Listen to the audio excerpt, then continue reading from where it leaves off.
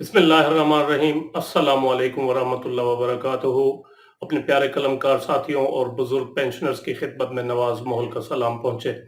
नाज़रीन गिरामी, आज के इस वीडियो में पेंशनर्स के हवाले से चंद चीज़ें अर्ज करनी है। सबसे पहले तो ये कि स्टेट बैंक ऑफ पाकिस्तान ने, जैसा कि आपको मालूम है, कि हिदायत जारी की हुई हैं तमाम बैंकों को और पेंशनर्स को कि हर साल मार्च और अक्टूबर के महीने में लाइफ सर्टिफिकेट आपने जमा कराना होता है पेंशनर्स ने और फैमिली पेंशनर्स ने भी, यानी जिनके जो ओरिजिनल पेंशनर है वो फौत हो चुके हैं और उनकी पेंशन ट्रांसफर हो चुकी है, उसकी बेवा को, बेटी को, बहन को या किसी को भी, तो उसने भी अपना लाइफ सर्टिफिकेट जो है ना वो हर साल मार्च के महीने में और 6 महीने बाद अक्टूबर के महीने में जमा कराना होता है। हर साल मार्च और अक्टूबर के महीने में। तो जैसा कि आपको मालूम है कि सितंबर एंड होने वाला है, अक्टूबर आने वाला है, तो आप जो है ना लाइफ सर्टिफिकेट कहीं से ले लें।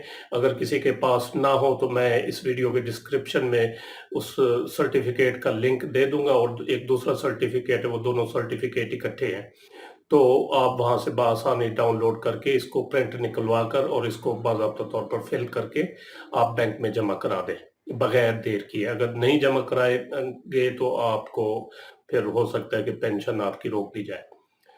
दूसरे नंबर पर बड़ा एक इम्पोर्टेंट लेटर आपसे शेयर करना है government of Pakistan finance division का, क्योंकि इसके हवाले से भी एक दो सवाल मेरे पास आए थे, तो मैंने सोचा ये चूँकि एक मफाद आमा का लेटर है, इसमें काफ़ी चीज़ें हैं, मालूमात हैं, तो ये मैं आपके साथ शेयर कर दूँ। एक सवाल ये था कि जॉइंट अकाउंट के बारे में पूछा गया था कि पेंशनर का जॉइंट अकाउंट खुल सकता है, क्योंकि जो पेंशनर है वो माजूर है, यानी दस्तखत नहीं कर सकता, बैंक नहीं जा सकता, तो उन्होंने पूछा कि उसके साथ जॉइंट अकाउंट खुलवा लिया जाए ताकि पेंशन उस अकाउंट में आती रहे और उसको ऑपरेट उसका बेटा, बीवी या बेटी करती रहे। तो इस हवाले से भी उसका जवाब जो है ना इस लेटर में आ गया है। तो आइए चलते हैं लेटर की तरफ और लेटर में देखते हैं कि क्या क्या चीज़ें दर्ज है। जी नाज़रीन ग्रामी, ये government of Pakistan finance division regulation wing का जनवरी 2021 का लेटर है। सब्जेक्ट इसका सामने आपके pension payment through direct credit system DCS। अच्छा, इसमें जो इम्पोर्टेंट क्लैरिफिकेशंस की गई हैं वो ये हैं। नंबर 1 है कि the pension shall be paid to a pensioner through a bank account either current or PLS maintained is in his own name, यानी पेंशन का जो अकाउंट होगा, बैंक अकाउंट, वो करंट भी हो सकता है, PLS भी हो सकता है और उसी के नाम से होना चाहिए जिसकी पेंशन आ रही है, तो उसके जरिए पेंशन की अदायगी होगी, ये इसमें लिखा हुआ है। नंबर 2 है कि for payment of pension through bank account as mentioned at 1, ये वाला above, a joint account shall not be valid. इसमें लिखा गया कि पेंशन की अदायगी के लिए जॉइंट अकाउंट वैलिड नहीं होगा, यानी सिंगल अकाउंट होना चाहिए, सिंगल अकाउंट, चाहे वो PLS हो, करंट हो, कोई भी अकाउंट हो, सिंगल अकाउंट होगा तो उसमें पेंशन आएगी। अदरवाइज अगर आप कहेंगे कि जॉइंट अकाउंट, तो जॉइंट अकाउंट में पेंशन नहीं आ सकती, उसके जरिए पेंशन की अदायगी नहीं हो सकती।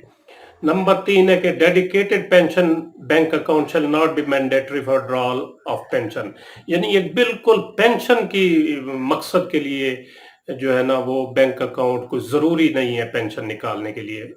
यानी एक अकाउंट खुलवा लें, आपका करंट हो, PLS हो, कोई हो, तो उसमें आप अगर अपने अकाउंट्स ऑफिस को दे देंगे वो नंबर, तो उसमें पेंशन आती रहेगी। इसके लिए जरूरी नहीं है कि कोई डेडिकेटेड पेंशन बैंक अकाउंट हो, यानी सिर्फ पेंशन के लिए मखसूस अकाउंट हो, उसमें आप दूसरी ट्रांजैक्शंस भी कर सकते हैं। नंबर 3 है कि एक इंडेमनिटी बॉन्ड देना पड़ता था, तो वो उसको डिसकंटिन्यू कर दिया गया है। दूसरे पैरे में ये है कि जो है रिटायरी नया और उसका ऑलरेडी अकाउंट खुला हुआ है सैलरी का, और जिसमें सैलरी उसकी आ रही थी, तो अब अगर वो उसको चाहता है कि वो उसी में पेंशन आती रहे तो उसी में पेंशन आती रहेगी, उसकी पेंशन के लिए नया अकाउंट खुलवाने की जरूरत नहीं है।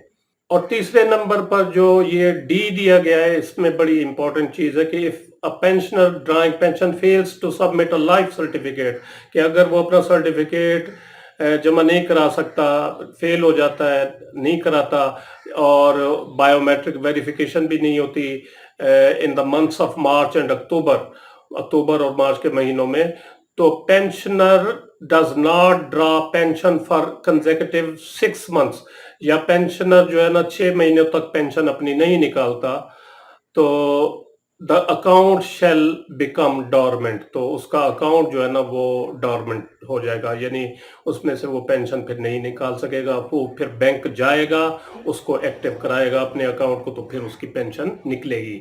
इसी तरह जो है ना वो मैरिज का है, रीमैरिज सर्टिफिकेट का, वो भी आपने जमा कराना होता है। जिनकी फैमिली पेंशन होती है तो रीमैरिज सर्टिफिकेट जमा कराना होता है। एक अहम तरमीम उन्होंने इसमें ये की है कि अगर जो विडो है, बेवा है, डॉटर है, या कोई है जो यानी फीमेल पेंशन ले रही है और उसकी एज 60 इयर्स हो गई है, तो फिर उसको यानी मैरिज और या रीमैरिज का सर्टिफिकेट जमा कराने की जरूरत नहीं होगी। ठीक हो गया। तो ये चंद चीज़ें थी जो मैंने आपके साथ शेयर करना मुनासिब समझी। ये रीमैरिज सर्टिफिकेट और लाइफ सर्टिफिकेट इस वीडियो की डिस्क्रिप्शन में मौजूद है।